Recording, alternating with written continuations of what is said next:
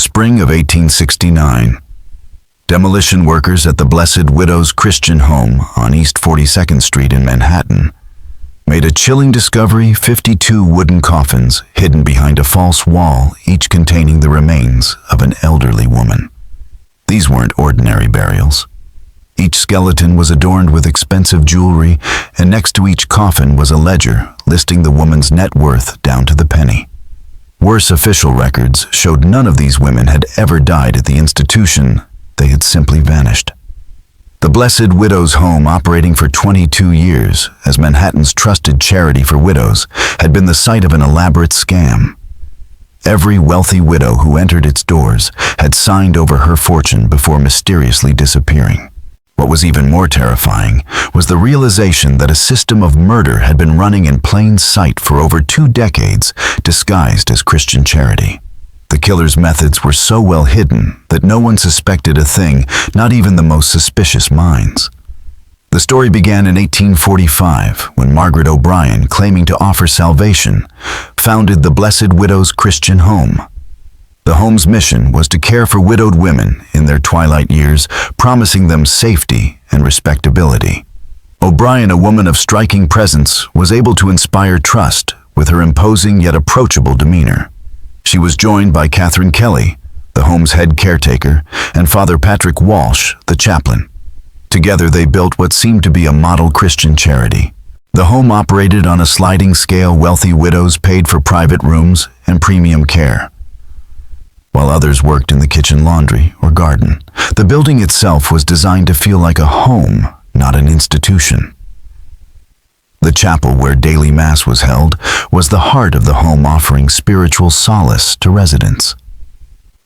Everything about the home appeared legitimate: well-maintained facilities, personalized care, and a structured daily routine that catered to the emotional and spiritual needs of the women. Please give me a like and subscribe so I can be motivated to create more great videos. However, behind this facade, the home had become a trap for wealthy widows. O'Brien, a self-proclaimed Irish immigrant with impeccable references, used her charm and knowledge of inheritance law to manipulate the women. She and her accomplices, Kelly and Walsh, had established a system where women signed over their entire fortunes before mysteriously disappearing. What appeared to be a place of refuge for vulnerable women turned out to be a well-oiled machine for exploitation and murder. The discovery of the coffins was the horrifying revelation that shattered the illusion of safety and trust. At the Blessed Widow's Christian Home, Margaret O'Brien had earned a reputation for assisting residents with legal matters, helping them organize their affairs, contact lawyers, and ensure their final wishes were properly executed. This service, particularly for widows, who often arrived with disorganized finances and uncertain legal standing, made the home a trusted resource among New York's elderly women. On November 15, 1847, as the morning prayers began, a strange tension filled the chapel. When Mrs. Eleanor Whitmore, a longtime resident known for her punctuality, was absent. The 73-year-old widow had been in excellent health the day before, sharing memories and making plans for the holidays. But when the prayer service began, her absence was noticed. Catherine Kelly, the home's head caretaker, eventually rose and announced with apparent grief that Mrs. Whitmore had passed away peacefully in her sleep the night before. She spoke of Whitmore's final words, expressing gratitude for her new family at the home. But the announcement felt off to some, particularly Mrs. Sarah Brennan. Mrs. Whitmore had shown no signs of illness, and her sudden death struck Brennan as odd. What unnerved her further was how quickly everything was arranged.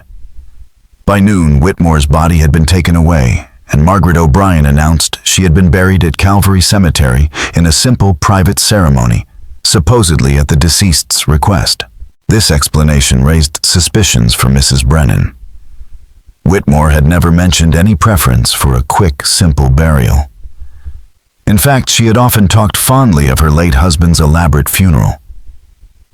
When Brennan sought to visit the grave to pay her respects, O'Brien firmly discouraged it, explaining that Whitmore's family had requested privacy.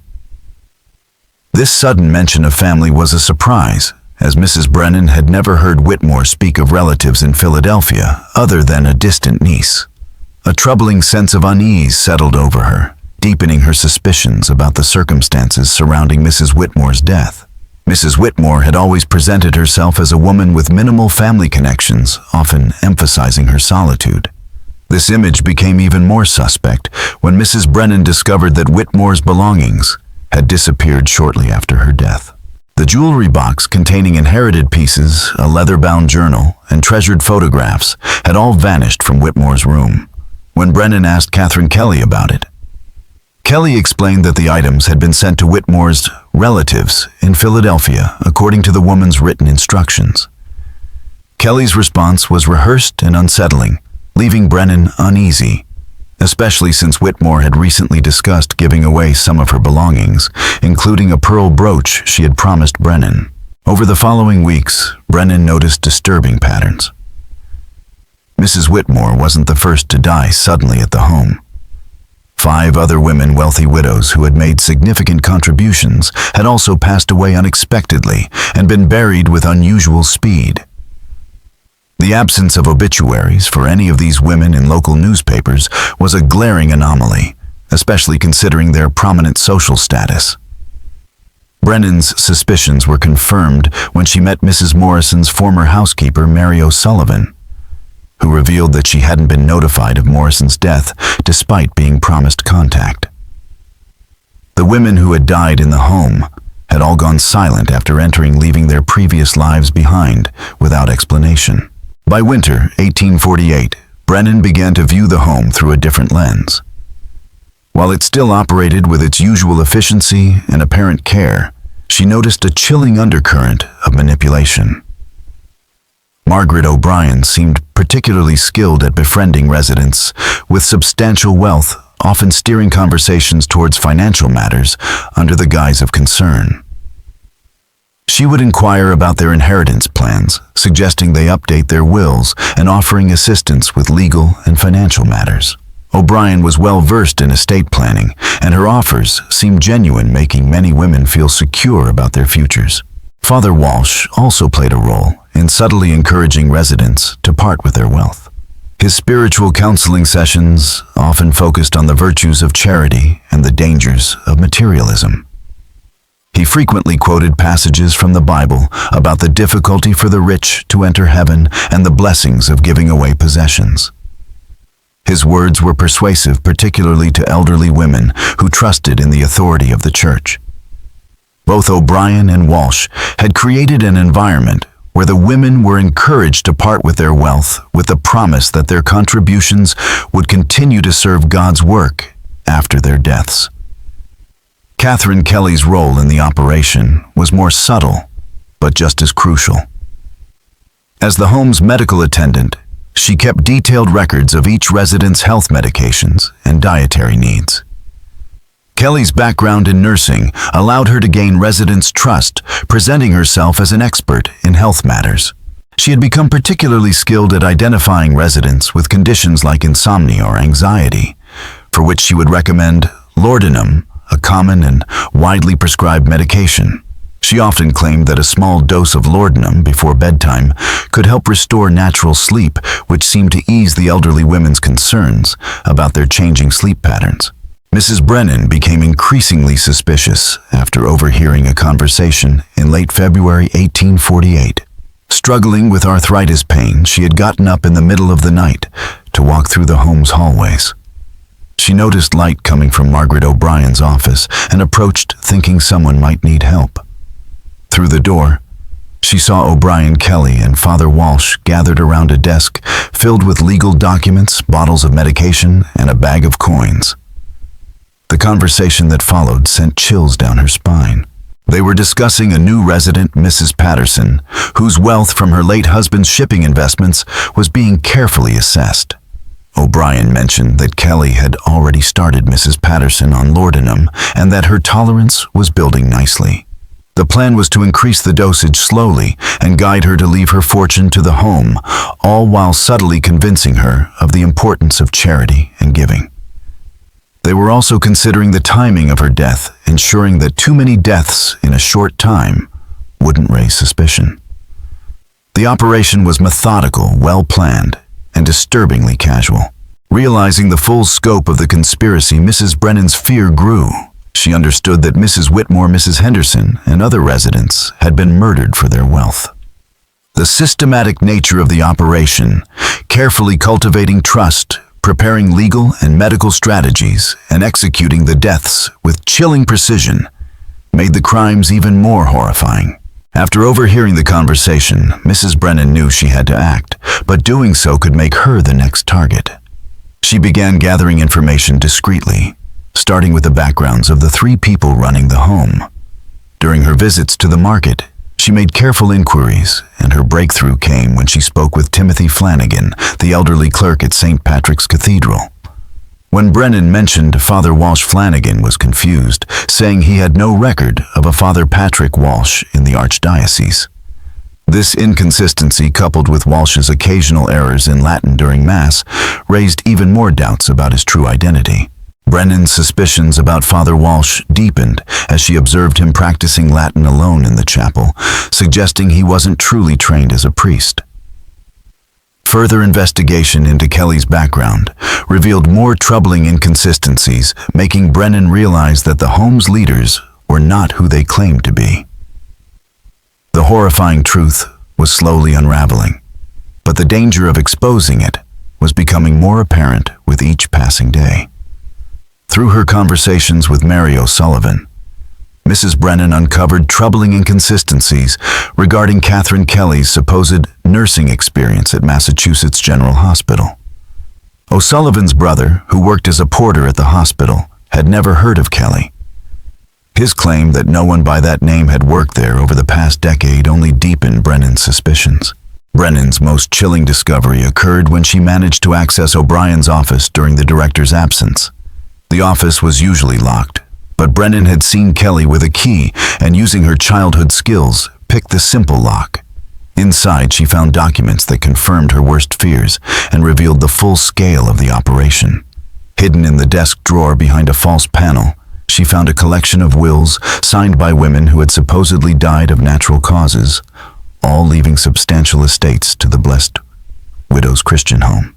The most disturbing document was a detailed ledger listing the names, dates of death, and exact value of estates, showing that in just 3 years, the home had acquired over $300,000 from the deaths of 21 women. The ledger also included specific notes on the methods used to secure each woman's cooperation, such as increasing dosages of laudanum, having women sign documents while sedated, and arranging funerals within hours of death, all while ensuring no family inquiries followed.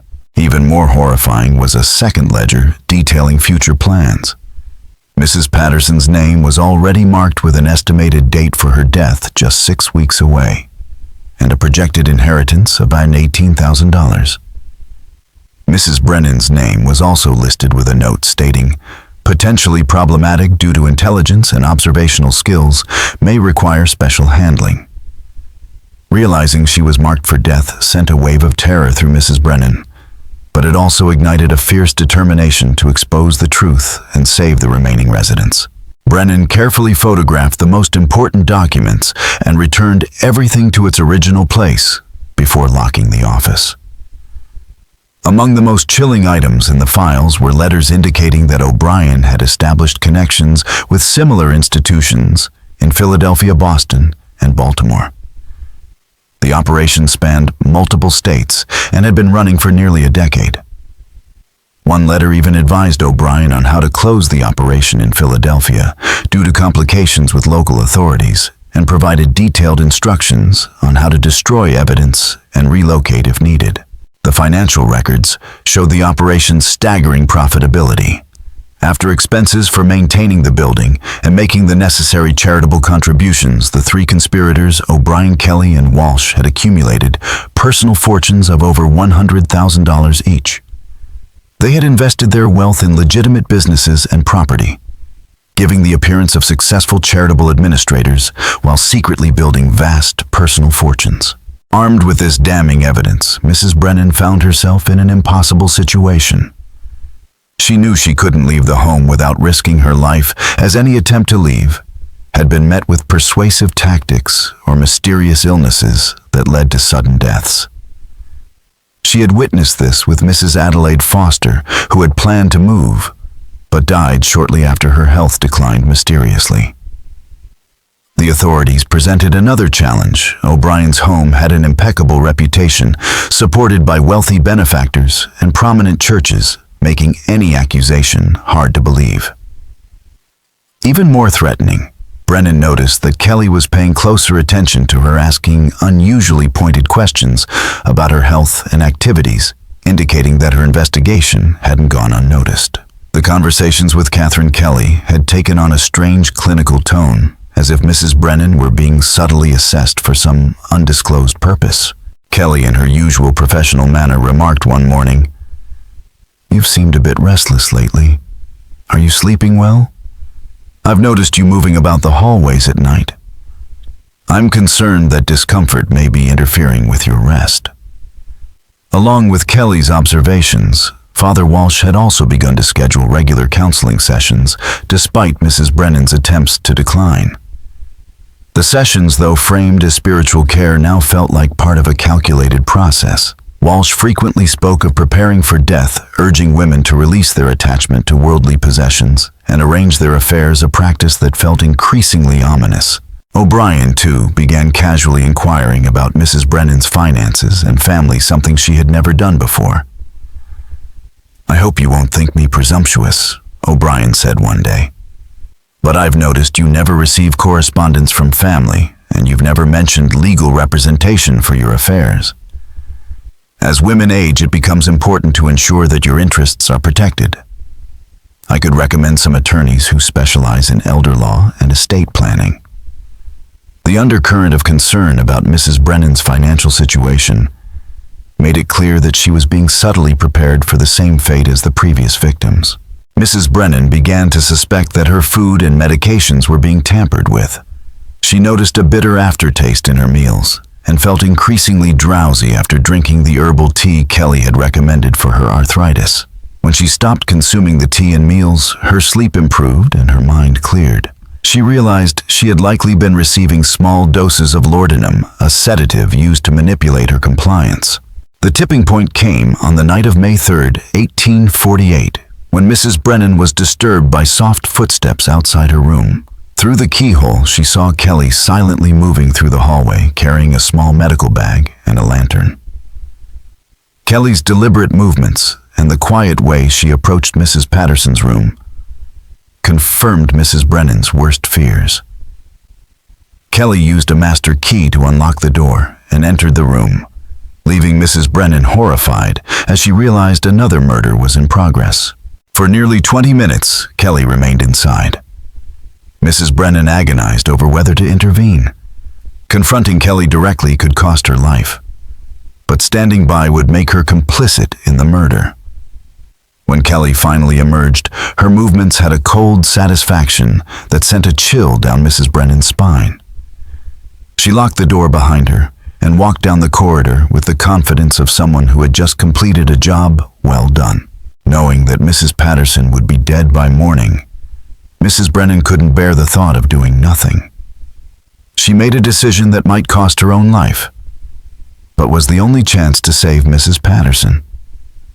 As Kelly's footsteps faded, Brennan crept from her room and approached Mrs. Patterson's door. Using a hairpin, she picked the lock and slipped inside. What she found confirmed her fears. Mrs. Patterson lay unconscious, still breathing, but barely alive, with an empty medicine glass on the table beside her. The smell of laudanum mixed with something else, perhaps chloral hydrate, suggested that Kelly had used a lethal combination to ensure her death. The woman's breathing was shallow, and her skin had a grayish pallor, a sure sign that the poison was already taking effect. Without hesitation, Mrs. Brennan did what she could.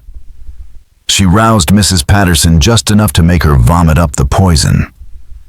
It was a desperate measure, a last-ditch effort to save her, and Mrs. Brennan knew it might not work. But it was the only thing she could do without medical expertise or access to an antidote. For the next several hours, Mrs. Brennan remained by Mrs. Patterson's side, keeping her semi-conscious and helping her sip small amounts of water to flush the poison from her system. It was a terrifying vigil in near total darkness, the fear that Kelly might return to check on her victim constantly hanging over her. As dawn approached, Mrs. Patterson became weak but alert, and Mrs. Brennan, her heart heavy with the weight of their shared knowledge, explained the horrific truth. "They were going to kill me," Mrs. Patterson whispered weakly, still dazed from the poison. "But why? I've done nothing to harm anyone. I've been nothing but grateful for their care." Mrs. Brennan showed her the evidence she had gathered, the note from O'Brien's ledger, the details of the systematic operation, and the plans made for Mrs. Patterson's murder and inheritance theft. "It's about your money," Mrs. Brennan explained grimly. "They've been murdering wealthy widows and stealing their estates for years. You were supposed to die tonight, and by tomorrow they would have buried you and claimed your entire inheritance as a charitable donation to the home." The realization that her trust had been completely betrayed left Mrs. Patterson shaken but determined. Together, they devised a desperate plan to expose the murders and escape. Mrs. Patterson would continue to pretend to be unconscious while Mrs. Brennan would go to the authorities. But they knew that convincing the police to investigate such a well-respected institution would require more than just notes and testimonies from two elderly women.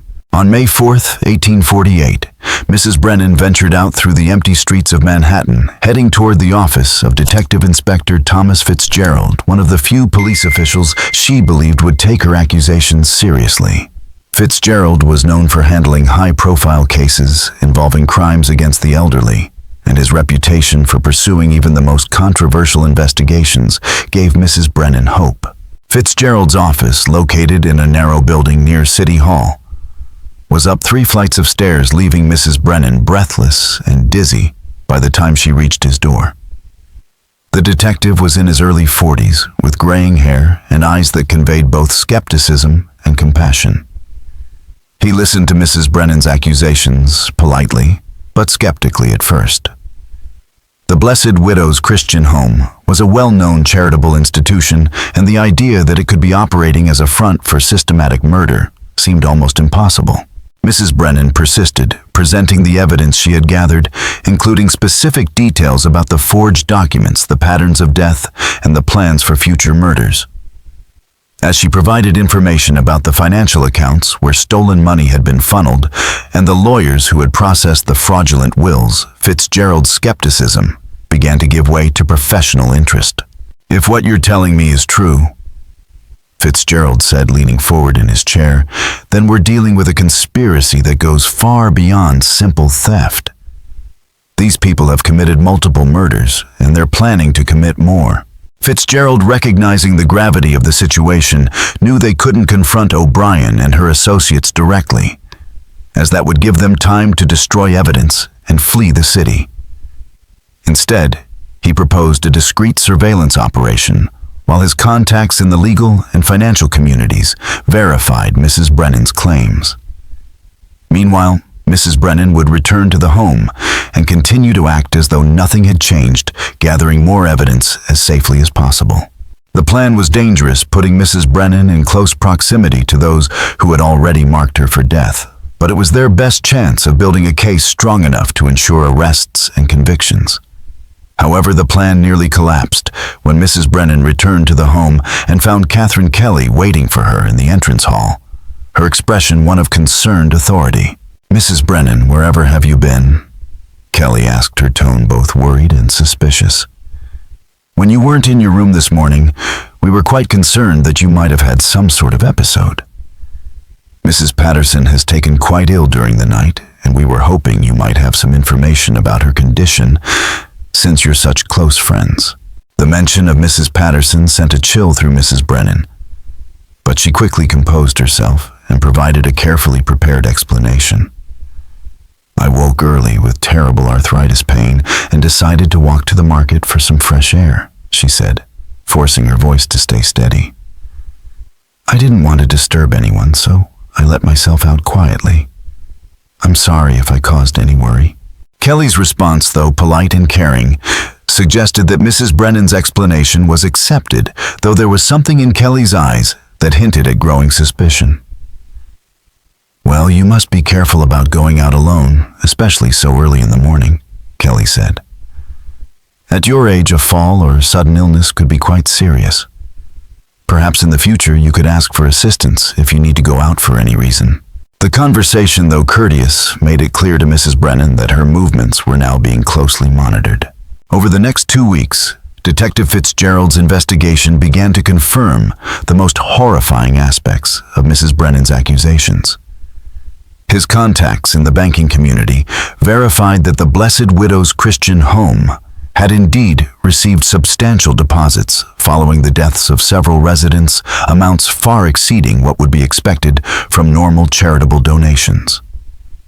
This confirmation marked the beginning of the unraveling of O'Brien's meticulously hidden operation.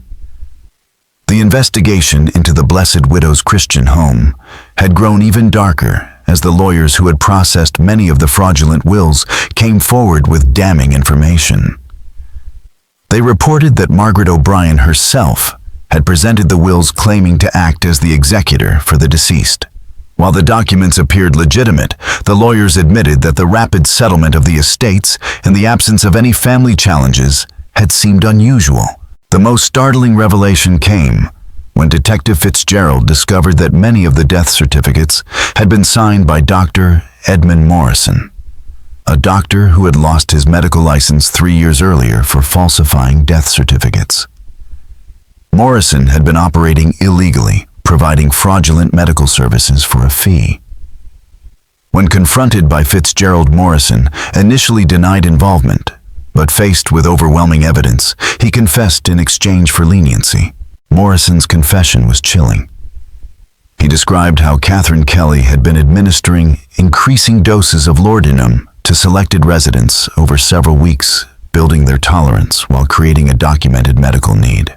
When it was time for the final murder, Kelly would give a fatal overdose of laudanum mixed with chloral hydrate, making the death appear natural, usually from heart failure or respiratory depression.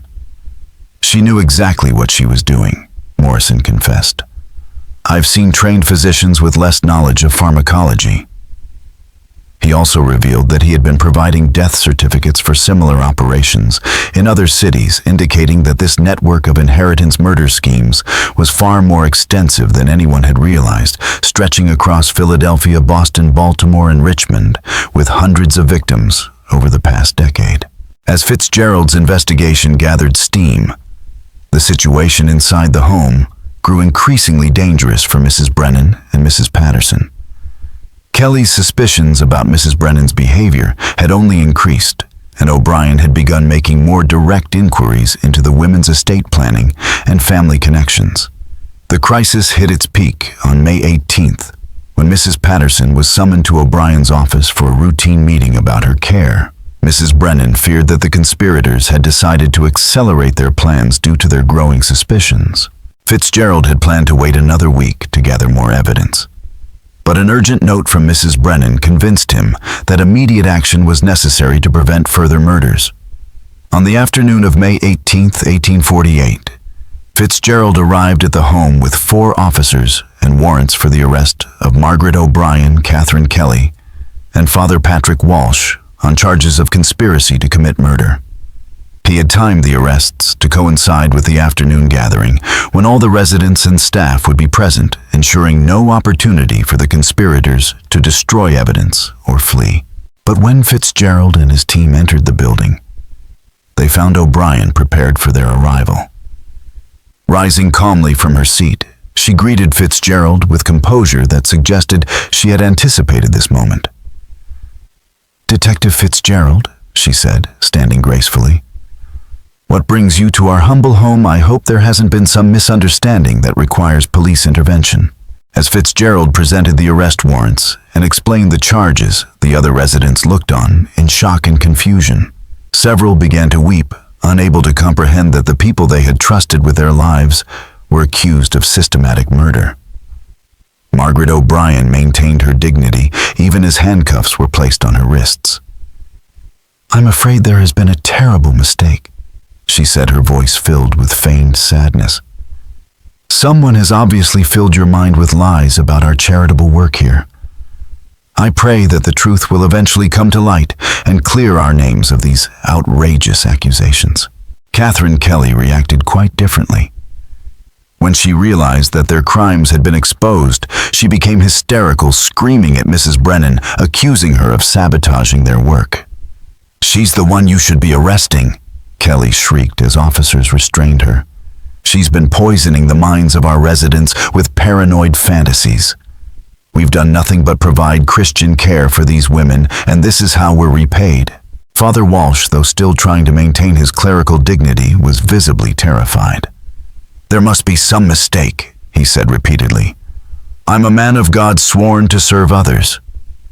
I would never harm anyone, especially not the vulnerable women in our care." The most dramatic moment came, when the officers searched O'Brien's office and discovered the hidden chamber behind the false wall, just as Mrs. Brennan had described. Inside, they found the ledger's documents and correspondence that provided irrefutable evidence of the systematic nature of the crimes. Even more shocking was the discovery that the operation had been far more extensive than anyone had imagined. The records revealed not 21 murders, but 52 deaths over 5 years since the home's establishment. The earlier murders had been recorded in separate ledgers, showing the refinement of their methods and the expansion of the operation.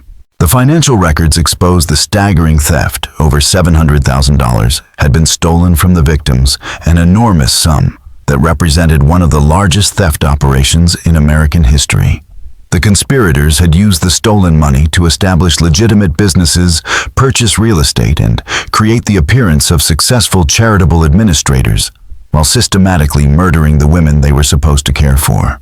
The operation was finally exposed, but the cost of uncovering the truth had been steep.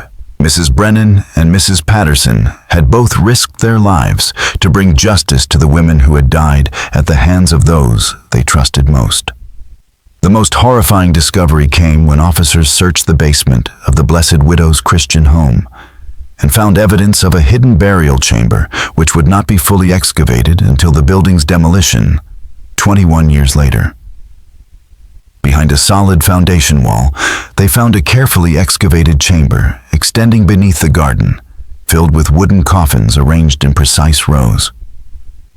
Each coffin was numbered and labeled with detailed records, beside each grave documenting the victim's name, date of death, method of murder, and the value of the stolen estate. The records revealed the operation was far more methodical and extensive than anyone had imagined. Each murder was carefully planned and executed according to a strict protocol that minimized the risk of detection and maximized financial gain. The conspirators had developed detailed profiles of ideal victims, wealthy widows, with no close family who could be isolated and manipulated without suspicion. The basement chamber also contained evidence of similar operations in other cities, with correspondence between charitable institutions in Philadelphia, Boston, Baltimore, and Richmond, showing a coordinated system of murder for inheritance schemes spanning over a decade. Most chilling were the personal effects stored with each body: jewelry, photographs, letters, and other mementos that victims had cherished, now cataloged and preserved like trophies. The trial of Margaret O'Brien.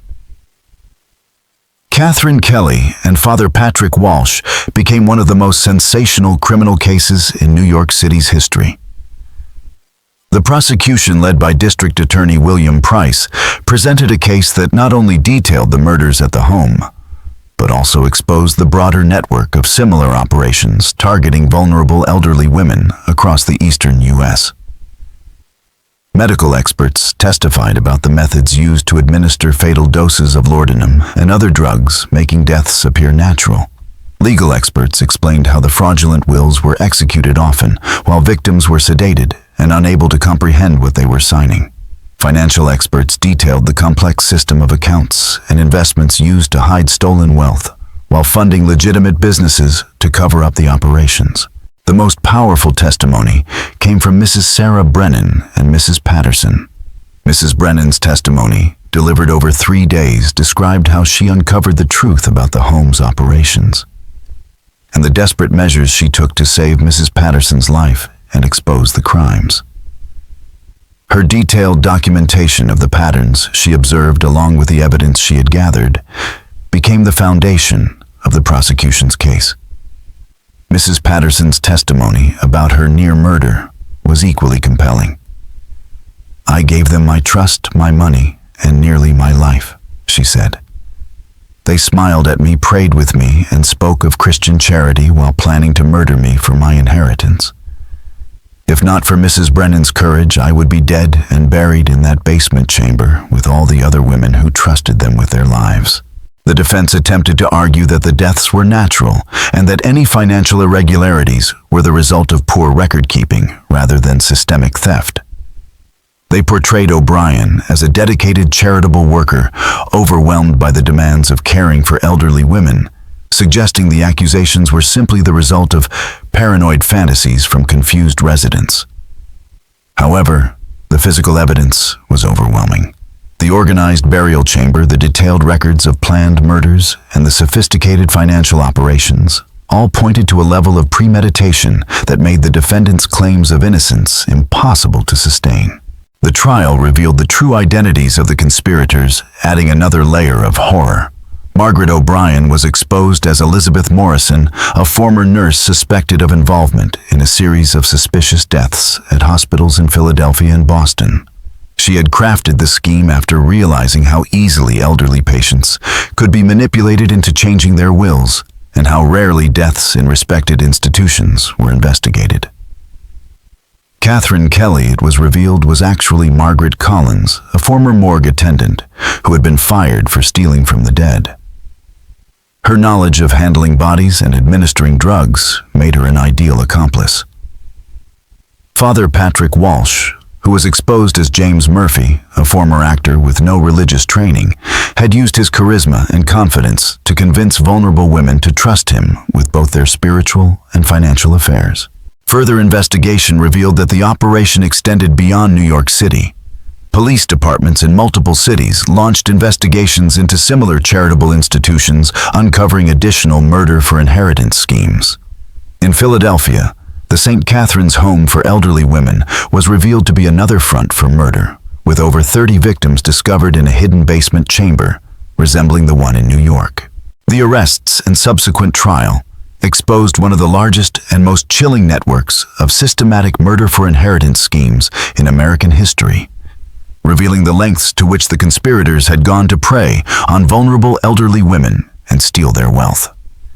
The operation that had been run by Elizabeth Morrison before she moved to New York and established the Blessed Widow's Christian Home expanded further as authorities in Boston uncovered a similar scheme at Mercy House for widowed ladies.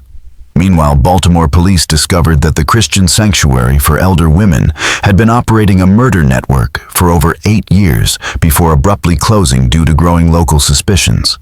In total, the number of victims across all these interconnected operations was estimated to exceed 200 women, making it one of the most extensive serial murder cases in American history.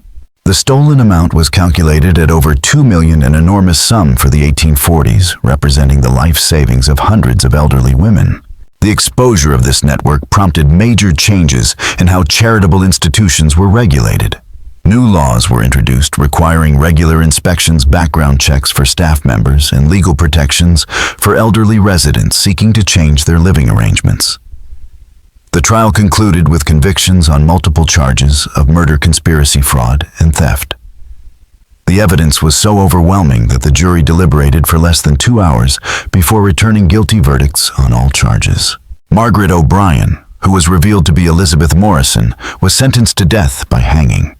Her execution on October 15, 1849, drew a crowd of thousands who came to witness the end of one of America's most notorious female criminals. She maintained her innocence until the very end, claiming she was wrongfully accused of crimes committed by others. Catherine Kelly, who was sentenced to life imprisonment, spent her final years at Orange State Prison. There she contracted tuberculosis and died in 1863.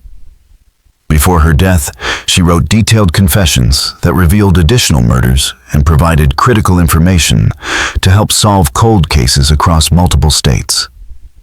Patrick Walsh was sentenced to 20 years in prison, but died of pneumonia after serving only 6 years, the harsh conditions of prison contributing to his early death. The Blessed Widow's Christian home was closed immediately following the arrests.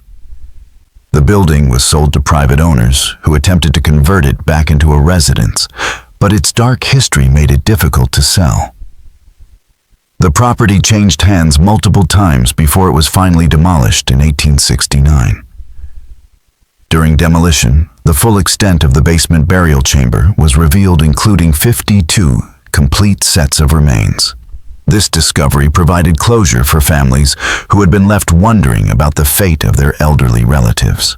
Mrs. Sarah Brennan, whose courage and persistence had exposed the murders, became a celebrated figure in the movement for elderly rights and institutional reform. She worked tirelessly with legislators to create stronger protections for vulnerable elderly women, advocating for regular inspections, mandatory background checks for staff, and legal protections for those who wanted to leave charitable institutions. Mrs. Brennan also collaborated with Detective Fitzgerald to investigate other suspicious charitable institutions, helping to prevent additional murders and expose fraud in other cases. Mrs. Patterson, having fully recovered from her near-death experience, used her saved inheritance to establish a legitimate charitable foundation. The Patterson Foundation offered financial assistance and legal advocacy for elderly women vulnerable to exploitation. It also created the first shelter specifically designed to protect elderly women from financial predators and abusive family members. The shelter provided temporary housing, legal assistance, and advocacy services, giving women a safe place to organize their affairs and find long-term housing. The bond between Mrs. Brennan and Mrs. Patterson remained strong throughout their lives. They remained close friends, speaking publicly about their harrowing experience and using their story to educate others about the warning signs of institutional abuse and the importance of maintaining connections with the outside world. The case of the Blessed Widow's Christian home had a profound impact on American society's understanding of the vulnerability of elderly women. It revealed the exploitation that could occur when trust was abused and showed the devastating effects of social isolation and limited legal protections. The systematic nature of the murders and the sophisticated methods used to conceal them highlighted how easily criminals could prey on vulnerable individuals. The public outrage sparked by the case led to sweeping reforms. Charitable institutions were now required to undergo regular inspections, and new laws were introduced to protect elderly residents. The case also led to reforms in inheritance law, with more stringent requirements for the independent verification of wills and protections against fraud. The importance of maintaining social connections and outside oversight was underscored, as the isolation that made these women easy targets also prevented outside intervention that might have saved their lives. The story of the Blessed Widow's Christian home serves as a chilling reminder that evil can often hide behind the mask of charity, and vigilance is required to protect society's most vulnerable members. In today's world, do you think something like this could happen again? Or have our legal protections and oversight systems evolved enough to prevent such systematic murder? Share your thoughts in the comments below, and if you found this story fascinating, don't forget to hit that like button and subscribe for more stories about America's darkest historical mysteries. Thank you all very much for watching my video until the end. I sincerely appreciate it, and I look forward to seeing you in the next video.